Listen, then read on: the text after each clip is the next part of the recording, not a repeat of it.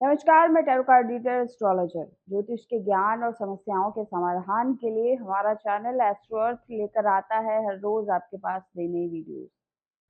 सूर्य महाराज अपनी राशि परिवर्तन करने जा रहे हैं और सूर्य महाराज के राशि परिवर्तन को सूर्य संक्रांति के रूप में मनाया जाता है।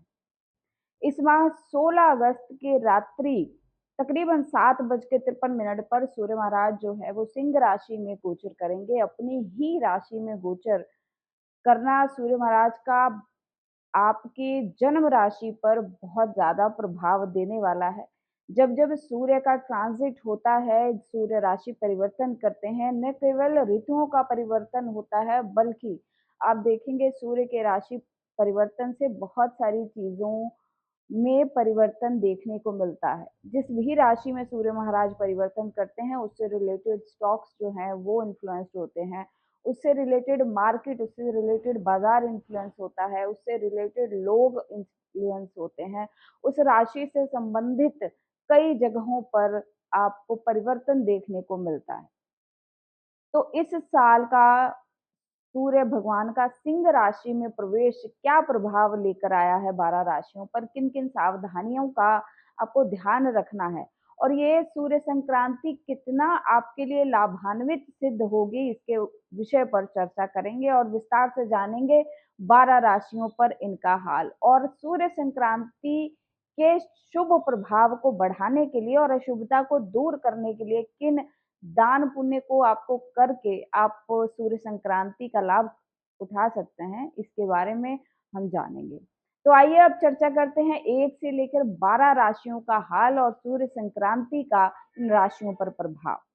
तो आइए जानते हैं मकर राशि वाले जातकों के लिए सूर्य का ये ट्रांजिट क्या असर लेकर आएगा। सूर्य महाराज आपके अष्टम भाव में गोचर करेंगे।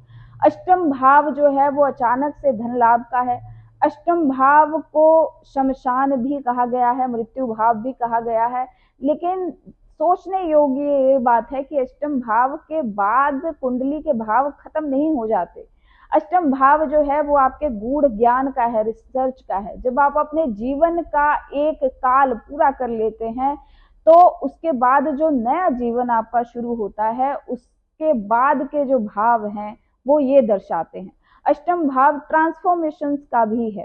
सूर्य का अष्टम भाव में प्रवेश करना अब ये बताता है कि आपकी आत्मा या आपकी सोल जो है एक अलग प्रकार का ट्रांसफॉर्मेशन चाहती है, एक बदलाव चाहती है। तो ये बदलाव हो सकता है कि आपको अपने रूटीन को चेंज करके मिले या फिर आप जो भी रूटीन में जी रहे हैं, जो भी रूटीन आपका चल रहा है उससे एक तरह की ट्रांसफॉर्मेशन या कुछ अलग जानने की इच्छा, क्योंकि 8वां घर रिसर्च का है। बहुत बड़े रिसर्चर्स की कुंडली में अष्टम भाव का सूर्य देखा गया है।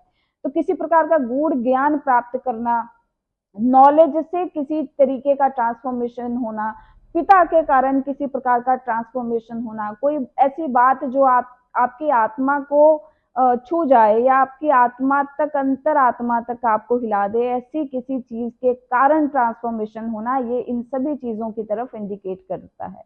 अष्टम भाव में सूर्य हो तो क्रॉनिक डिजीजों से लड़ने की शक्ति बढ़ाता है, यानी कि आपकी जो रोग प्रतिरोधक क्षमता है वो बढ़ती है, ऊर्जा बढ़ती है, रोगों से लड़ने के लिए शक्ति बढ़ती है, प्रॉब्लम से लड़ने के लिए शक्ति बढ़ती है।